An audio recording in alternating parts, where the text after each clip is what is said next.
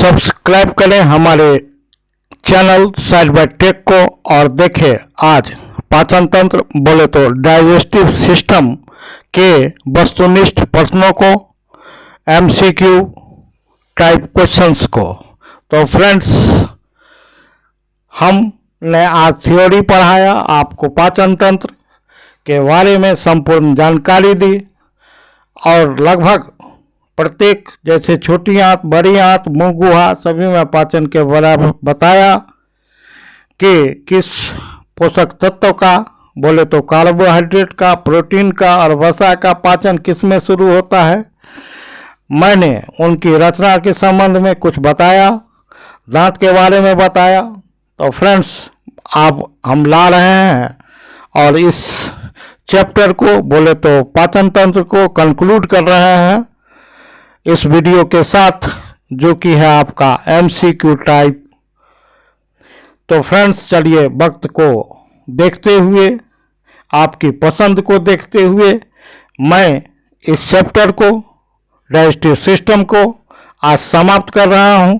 जो हमारा next chapter होगा वह होगा पोषक तत्व के आधार पर, जिसमें आप देखेंगे कार्बोहाइड्रेट से कितनी ऊर्जा मिलती है, वसा से कितनी ऊर्जा मिलती है, किस पोषक तत्व को शरीर निर्माता कहा जाता है, विटामिन कितने प्रकार के होते हैं, विटामिन का रासायनिक नाम क्या होता है, विटामिन से होने वाले रोग कौन से हैं, कौन सा विटामिन किस भोज्य पदार्थ में सर्वाधिक रूप से मिलता है।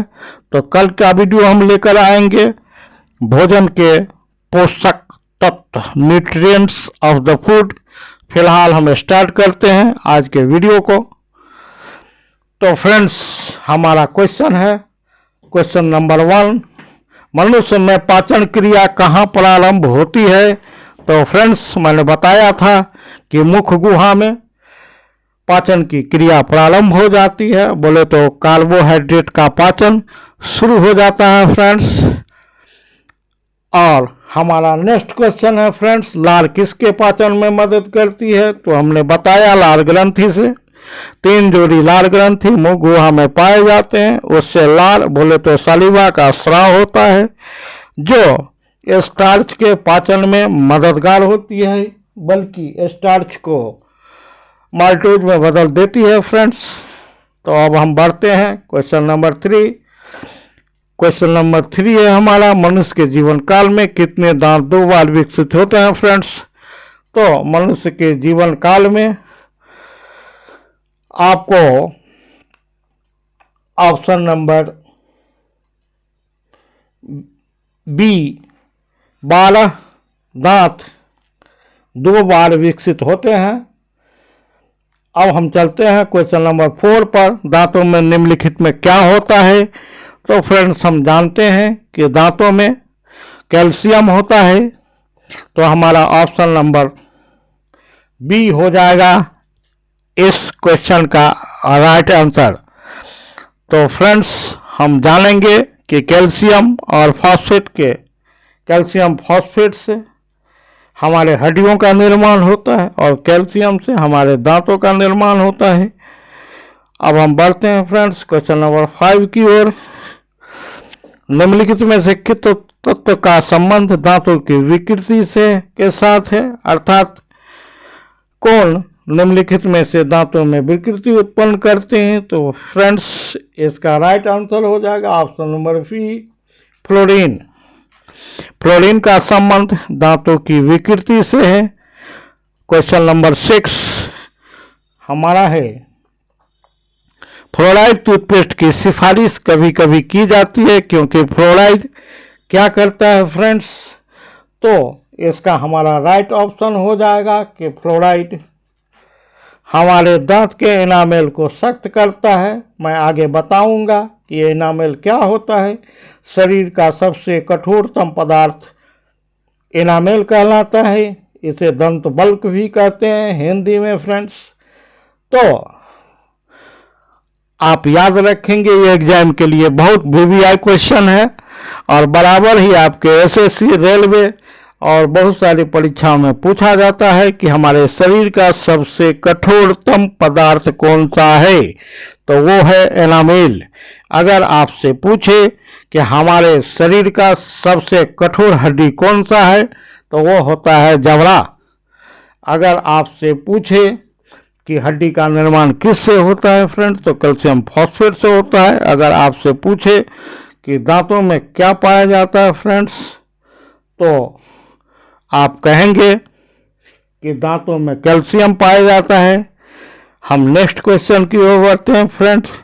क्वेश्चन नंबर 7 है हमारा। अभी मैंने बताया कि मानव शरीर का सबसे ठोस हिस्सा निम्नलिखित में से कौन सा है, या सबसे कठोरतम पदार्थ हमारे शरीर का कौन सा है, तो इसका ऑप्शन नंबर 7 का डी हो जाएगा, दांत की परत। बोले तो एनामेल ऑफ द टीथ, जो दांत की जो चमकीली परत होती है सबसे बाहरी, वह सबसे ज़्यादा हमारे शरीर का ठोस हिस्सा है। बोले तो हमारे शरीर का कठोरतम पदार्थ है। तो इसे आप बिल्कुल ही नोट कर लेंगे। हम बढ़ते हैं क्वेश्चन नंबर 8 की ओर, और क्वेश्चन नंबर 8 है हमारा, भोजन को पाचन तंत्र में ले जाने की प्रक्रिया है। तो फ्रेंड्स, भोजन को पाचन तंत्र में ले जाने की प्रक्रिया है अंतःग्रहण।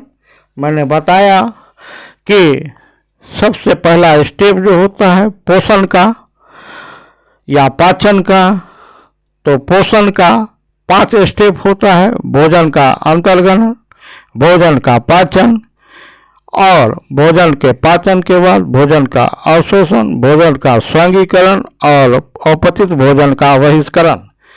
तो यहाँ हम देखेंगे फ्रेंड्स, निष्कासन option number A means egestion, और जो हमारा ऑप्शन डी है अंतर्ग्रहण मीन्स इनटेक ऑफ फूड, भोजन का ग्रहण करना, भोजन को ग्रहण करना, और इसको अंग्रेजी में बोलते हैं इनजेशन।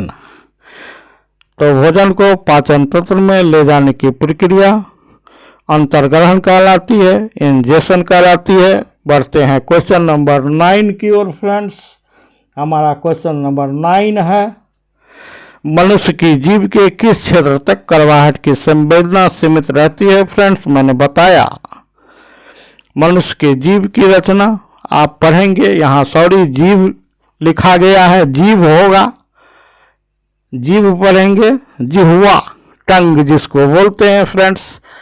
तो इसमें कड़वाहट की संवेदना मैंने बताया कि जीभ के किस भाग में किस प्रकार की संवेदना महसूस होती है।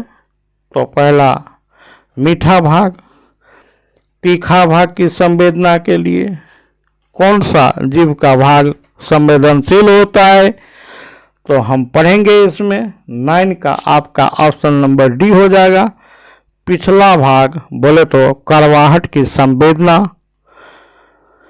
तक सीमित रहती है। हमारा नेक्स्ट क्वेश्चन है, क्वेश्चन नंबर 10 है फ्रेंड्स, कि खट्टे स्वाद के लिए कोशिकाएं जिह्वा के किस भाग में होती है। तो फ्रेंड्स, आप याद रखेंगे कि वह हमारा ऑप्शन होगा ऑप्शन नंबर सी, पार्श्व भाग में। बोले तो लेटरल भाग में, अगल बगल के भाग में। हमारा क्वेश्चन नंबर 11 है फ्रेंड्स, लार में कौन सा एंजाइम पाया जाता है। तो लार में टैलिन नामक एंजाइम पाया जाता है, जो कार्बोहाइड्रेट का पाचन करता है, जो स्टार्च का पाचन करता है। हमारा नेक्स्ट क्वेश्चन है फ्रेंड्स, क्वेश्चन नंबर 12, निम्नलिखित में से कौन सा लार का लाभ नहीं है। तो फ्रेंड्स, आप याद रखेंगे कि यह भोजन को मुलायम बनाती है, भोजन को निगलने में मदद करती है। लेकिन जो ऑप्शन बी है हमारा, यह शरीर में आरबीसी की वृद्धि करती है, यह गलत ऑप्शन है। ये लार के काम नहीं है, ये लार से होने वाले लाभ नहीं है। तो चलेंगे फ्रेंड्स, अब हम क्वेश्चन नंबर 13 की ओर। हमारा क्वेश्चन नंबर 13 है, आमाशय में कौन सा एंजाइम प्रोटीन को पचाने में मदद करता है। फ्रेंड्स, आप याद रखेंगे कि प्रोटीन का पाचन आमाशय से शुरू होता है। आप याद रखेंगे कि कार्बोहाइड्रेट का पाचन आपको मुख गुहा से प्रारंभ होता है। आप याद रखेंगे वसा का पाचन छोटी आंत में होता है, तीनों के तीन स्पॉट हैं। तो फ्रेंड्स इस क्वेश्चन का राइट आंसर हो जाएगा हमारा ऑप्शन नंबर बी, जो है लाल एमाइलेज। ऑप्शन नंबर बी बोले तो पेप्सिन, और पेप्सिन प्रोटीन को पचाने वाला एंजाइम है जो कि आमाशय में स्रावित होता है। फ्रेंड्स हम आगे बढ़ते हैं क्वेश्चन नंबर 14 की ओर। हमारा क्वेश्चन नंबर 14 है, आमाशय ग्रंथियों की पेप्सिन स्रावी कोशिकाएं कौन सी है। फ्रेंड्स मैंने बताया था कि आमाशय की दीवारों से जठर रस निकलती है, और जो ग्रंथियां होती हैं जठर ग्रंथियां, उसमें 3 प्रकार की कोशिकाएं होती हैं, जिस तीनों से 3 प्रकार के एंजाइम, 3 प्रकार के स्राव स्रावित किए जाते हैं। एक से HCl हाइड्रोक्लोरिक एसिड स्रावित किया जाता है, दूसरे से पेप्सिन और रेनिन एंजाइम स्रावित किया जाता है, तीसरे से म्यूकस या श्लेष्मा स्रावित किया जाता है। तीनों का मैंने कार्य बताया था, HCl क्या करता है, पेप्सिन रेनिन का क्या काम है, और म्यूकस श्लेष्मा क्या काम करता है। या आमाशय के दीवारों को HCl के घातक प्रभाव से बचाता है। फ्रेंड्स तो हम चलेंगे, हमारा राइट आंसर हो जाएगा क्वेश्चन नंबर 14 का सी, मुख्य कोशिकाएं। फ्रेंड्स आप इसे पढ़ेंगे, मुख्य कोशिकाएं बोले तो चीफ सेल्स। आप सुधार कर पढ़ लेंगे, टाइपिंग मिस्टेक हो जाता है फ्रेंड्स। और आगे हम पढ़ते हैं क्वेश्चन नंबर 15 की ओर। निम्नलिखित में से किस पाचन अंग में अम्ल का स्राव होता है। अभी मैंने बताया फ्रेंड्स कि आमाशय में अम्ल का स्राव होता है। बोले तो पूछे तो आप कहेंगे हाइड्रोक्लोरिक अम्ल का स्राव होता है, HCl का स्राव होता है। आगे हम बढ़ते हैं क्वेश्चन नंबर 16 की ओर फ्रेंड्स। और क्वेश्चन नंबर 16 है कि कौन सा अम्ल जठर रस आमाशय रस में रहता है। इसका भी ऑप्शन नंबर ए हो जाएगा, हाइड्रोक्लोरिक अम्ल बोले तो HCl। आगे हम बढ़ते हैं क्वेश्चन नंबर 17 की ओर। मवेशी घास निगलने के उपरांत उसे किस पाचन अंग में संग्रहित करते हैं। तो फ्रेंड्स मवेशी में जो घास निकलने के बाद उसे प्रथम आमाशय में संचित रखते हैं। आमाशय जो मवेशी का होता है उसमें 4 भाग होते हैं, प्रथम आमाशय, द्वितीय आमाशय, तृतीय आमाशय और चतुर्थ आमाशय। तो फ्रेंड्स हम आगे बढ़ते हैं क्वेश्चन नंबर 18 की ओर। हमारा 18 का option number C correct answer है। कहता है कि आमाशय में अम्ल X उत्पन्न होता है, तो यह कौन सा अम्ल है। फ्रेंड्स X का संबंध किससे है, तो यह है हाइड्रोक्लोरिक अम्ल से। फ्रेंड्स तो हम फिर आगे बढ़ते हैं, क्वेश्चन नंबर 19 है हमारा। अम्लीय श्रावण की विशेषता है। तो फ्रेंड्स यह क्वेश्चन हिंदी अंग्रेजी करके मैंने बताया था कि हम उलझ के रह गए हैं।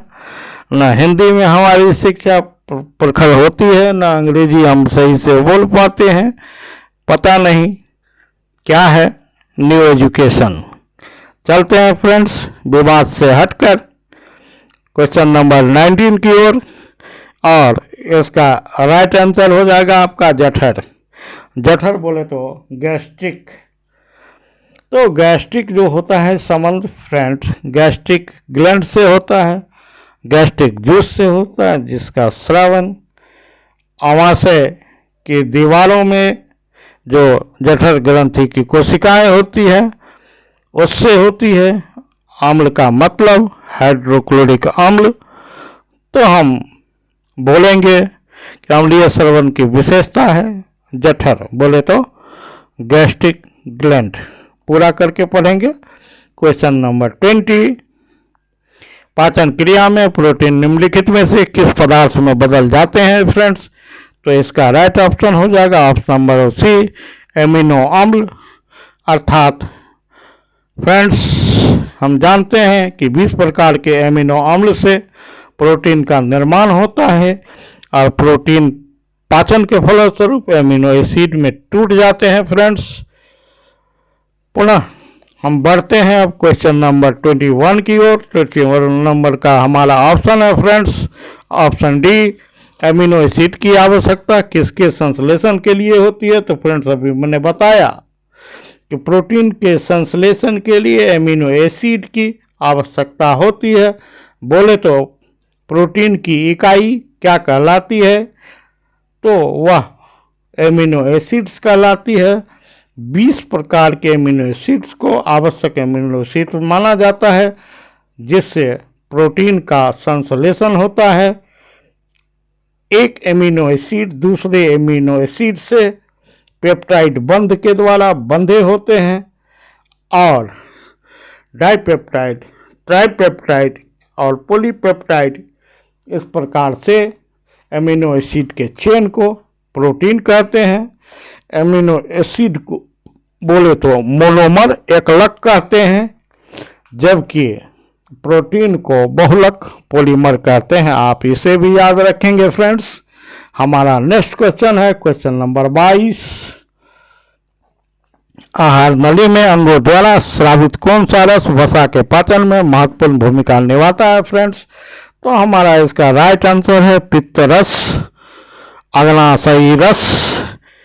पित्त रस मैंने बताया कि वसा का एमल्सिफिकेशन करता है।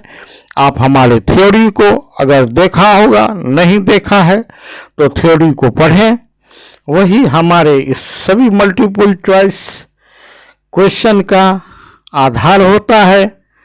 और मुझे काफ़ी संवेदना के साथ, काफ़ी दुख के साथ कहना पड़ रहा है कि आप थ्योरी नहीं पढ़ेंगे फ्रेंड्स, तो ऐसे आपका 21 का सी, 23 का 4, 4 का सी, 5 का डी जीवन कट जाएगा और आप अपने लक्ष्य को नहीं प्राप्त कर सकेंगे। इसलिए मैंने वीडियो के शुरू में ही बताया, बार बार बताता हूँ कि आप थ्योरी को पढ़ें और तब हमारे एमसीक्यू टाइप क्वेश्चन को सोल्व करें। आंसर मैंने दे रखा है नीचे और बार बार आपको समझाने की कोशिश करता हूँ। आप अपने लक्ष्य को प्राप्त करें, जीवन में कामयाबी को हासिल करें और इसके लिए हमारे बताए रास्ते पर चलने का कष्ट करें। मैं समझता हूँ आपकी लाचारी को, आपने जो नहीं पढ़ा वह आपको पढ़ना पड़ रहा है, यह हमारा पढ़ाने का उद्देश्य है। तो बढ़ते हैं फ्रेंड्स क्वेश्चन नंबर 23 की तरफ। पित्त रस किस में बनता है? तो फ्रेंड्स, मैंने बताया कि पित्त रस आपको यकृत में, बोले तो लीवर में, या बोले तो जिगर में बनता है। तो फ्रेंड्स याद रखेंगे, यकृत में पित्त बोले तो वाइल जो हरे रंग का होता है, पदार्थ होता है, लिक्विड होता है, द्रव होता है और यह पित्ताशय में जमा होता है। गॉल ब्लैडर को पित्ताशय कहते हैं फ्रेंड्स अंग्रेजी में। और इसमें पित्त रस का संग्रह होता है। पित्त के बारे में मैंने बताया, यह कोई एंजाइम नहीं, भोजन के पाचन में मदद नहीं करती है, लेकिन क्या करती है, वसा का एमल्सिफिकेशन करती है। और उसके बाद जैसा कि पूर्व का क्वेश्चन है आपका कि अग्नाशय रस में जो लाइपेज एंजाइम होता है वह वसा का ग्लोब्यूल्स पर एक्शन लेता है और उसे पाचन करता है और उसे फैटी एसिड और ग्लिसरॉल में तोड़ देता है, बोले तो बसीय अम्ल और ग्लिसरॉल में तोड़ देता है। हमारा क्वेश्चन नंबर 24 है फ्रेंड्स, लार किसके पाचन में मदद करती है? फिर वही क्वेश्चन है, तो आप याद रखेंगे हमारा ऑप्शन नंबर ए होगा और इसको आप पढ़ेंगे। इसमें आपको ABCD करके टाइप करने में मिस्टेक हो गया है फ्रेंड्स, तो आप पढ़ेंगे ऑप्शन नंबर 1 या इसे पढ़ेंगे ऑप्शन नंबर ए। हमारा नेक्स्ट क्वेश्चन है फ्रेंड्स क्वेश्चन नंबर 25। मनुष्य के मुख गुहा में निम्नलिखित में से किसका पाचन शुरू होता है? अभी मैंने बताया कि स्टार्च का पाचन होता है। स्टार्च एक जटिल कार्बोहाइड्रेट है, तो यहाँ आपका राइट ऑप्शन हो जाएगा ऑप्शन नंबर सी। बोले तो कार्बोहाइड्रेट। हमारा क्वेश्चन नंबर 26 है, पेट द्वारा स्रावित बलगम म्यूकस की भूमिका क्या होती है? अंग्रेजी में बोले तो फ्रेंड इसे म्यूकस कहते हैं, हिंदी में बलगम कहते हैं, हिंदी में इसे श्लेष्मा कहते हैं। ये बलगम जो हम लोग जानते हैं मुख्य रूप से कि ये कफ होता है जो हमारे मुंह के द्वारा फेंका जाता है सर्दी खांसी के दौरान। यह पीले रंग का जो पदार्थ होता है वह बलगम कहलाता है, और इससे बलगम से बोले, श्लेष्मा से बोले, या अंग्रेजी में म्यूकस से बोले, यह हमारा आमाशय की दीवारों को रक्षात्मक आवरण बनाती है, आमाशय की दीवारों का प्रोटेक्टिव कवरिंग बनाती है, और एचसीएल के प्रभाव से आमाशय की दीवारों को रक्षा करती है। तो फ्रेंड्स इसकी भूमिका होती है पेट की परत की रक्षा के लिए। बोले तो पेट शब्द का भी इस्तेमाल होता है। तो फ्रेंड्स पेट का जब भी इस्तेमाल हो तो इसे हम आमाशय के रूप में देखेंगे, इंग्लिश में बोले तो स्टमक के रूप में बोलेंगे। तो आपको क्वेश्चन इस प्रकार से पूछा जाता है। क्वेश्चन नंबर 27 है, मानव शरीर में पाचन तंत्र का सबसे लंबा अंग कौन सा है? फ्रेंड्स मैंने बताया था छोटी आंत हमारे आहार नाल की, हमारे पाचन तंत्र की सबसे लंबी अंग है फ्रेंड्स। आगे हम बढ़ते हैं क्वेश्चन नंबर 28 पर। तो 28 का फ्रेंड्स हमारा जो क्वेश्चन है, प्रोटीन के बाद प्रोटीन, पाचन के बाद प्रोटीन किस में बदल जाता है? तो फ्रेंड्स जो कंस्टिट्यूएंट यूनिट हैं, जो संगठक इकाई हैं, जिसे बोले तो एमिनो एसिड, तो एमिनो एसिड में बदल जाता है फ्रेंड्स। तो ऑप्शन नंबर डी हो जाएगा, 28 का D option is correct answer. हम आगे की ओर बढ़ते हैं फ्रेंड्स। क्वेश्चन नंबर 29 है, क्वेश्चन नंबर 30। तो बढ़ते हैं फ्रेंड्स क्वेश्चन नंबर 30 का आपका ऑप्शन है लार में युक्त पाचक एंजाइम, लार युक्त एमाइलेज से किसका पाचन शुरू होता है? तो फ्रेंड्स बोले इसको भी कार्बोहाइड्रेट ऑप्शन इसका राइट ऑप्शन हो जाएगा। लार बोले तो कार्बोहाइड्रेट। तो चलिए फ्रेंड्स, लार बोले तो स्टार्च, लार बोले तो मुगुआ, आप इसे याद रखेंगे। हम आगे की ओर बढ़ते हैं फ्रेंड्स। क्वेश्चन नंबर 31 है हमारा, हमारे दैनिक भोजन में आहार फाइबर की बहुत आवश्यकता होती है। किस लिए होती है? तो फ्रेंड्स आप याद रखेंगे हमारा 31 नंबर का ऑप्शन नंबर सी है, हमारे शरीर को अपचनीय भोजन से छुटकारा पाने में मदद करने के लिए। फाइबर बोले तो रेशा, और फाइबर बोले तो रेशा, फाइबर अंग्रेजी है, इसका हिंदी रेशा होता है, अर्थात यह खास करके हरी साग सब्जियों, भिंडी आदि में और फलों में पाया जाता है। इससे हमारे शरीर में कंस्टिपेशन अर्थात कब्ज की समस्या नहीं होती है, और इसलिए हमें हरी साग सब्जियों का प्रयोग करने को बोला जाता है, जिससे हमारे शरीर में कंस्टिपेशन और कब्ज नहीं होगी। साथ ही साथ ये मुख्य रूप से कार्बोहाइड्रेट के अच्छे स्रोत माने जाते हैं, और हमारा अपचनीय भोजन से छुटकारा पाने में, बोले अनडाइजेस्टेड फूड से छुटकारा पाने में, कंस्टिपेशन को दूर करने में फाइबर का, रेशा का महत्वपूर्ण योगदान है। चलिए friends question number 32, question number 32 है हमारा, मानव शरीर में प्रोटीन का पाचन निम्नलिखित में से किस अंग में शुरू होता है? फ्रेंड्स तो मैंने बताया कि प्रोटीन का पाचन पेट बोले तो आमाशय में शुरू होता है फ्रेंड्स, आप इसे भी याद रखेंगे। 32 का option number D is the correct answer. हमारा अब क्वेश्चन है क्वेश्चन 33, आमाशय रस में कौन सा किण्वक एंजाइम मौजूद होता है? फ्रेंड्स शुद्ध हिंदी की बात हो रही है, तो शुद्ध हिंदी में किण्वक, और अगर एंजाइम ENJYME की बात करें तो इसे अंग्रेजी के मीनिंग के रूप में देख सकते हैं, एंजाइम। तो बड़ा जटिल हो जाता है फ्रेंड्स, कभी एंजाइम बोलिए, कभी किन्वक बोलिए। चलिए आगे बढ़ते हैं। क्वेश्चन नंबर 33 का राइट आंसर हो जाएगा friends pepsin, option number A. हमारा नेक्स्ट क्वेश्चन है क्वेश्चन नंबर 24, इसका भी option number A correct answer हो जाएगा। कौन सी कोशिका मानव आमाशयी ग्रंथियों में मौजूद होती है?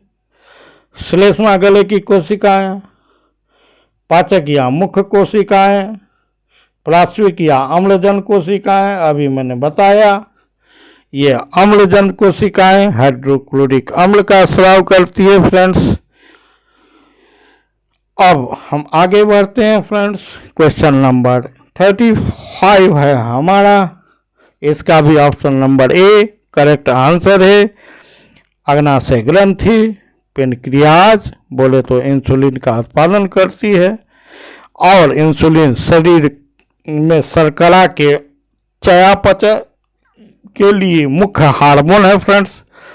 हमारा क्वेश्चन नंबर 36 है फ्रेंड्स,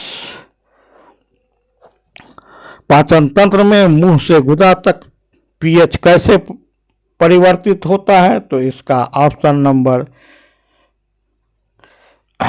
सी हो जाएगा फ्रेंड्स। 3 को आप सी पढ़ेंगे, 1 को आप ए पढ़ेंगे। तो चलिए फ्रेंड्स हम बढ़ते हैं।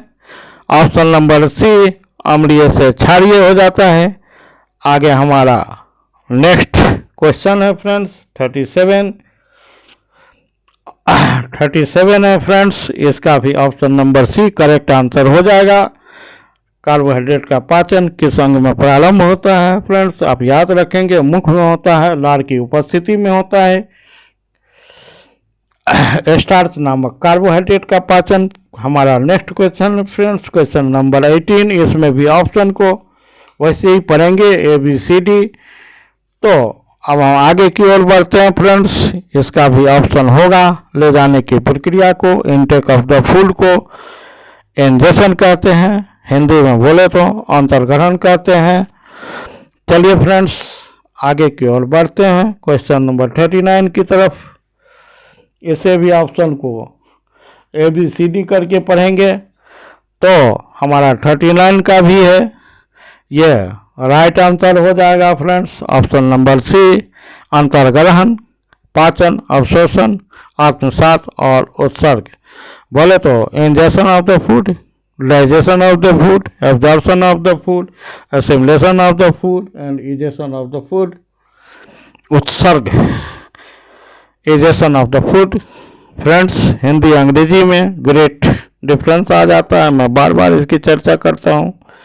तो आप हिंदी भी पढ़ेंगे अंग्रेजी भी पढ़ेंगे। हिंदी माध्यम के विद्यार्थियों के लिए मैंने अच्छी खासी मेहनत की है और बताने की कोशिश की है। अब हम बढ़ते हैं नेक्स्ट क्वेश्चन नंबर 14 की ओर। अपचित भोजन का जल मुख्य रूप से किसमें अवशोषित होता है फ्रेंड्स? तो यह आपका option number D is the correct answer.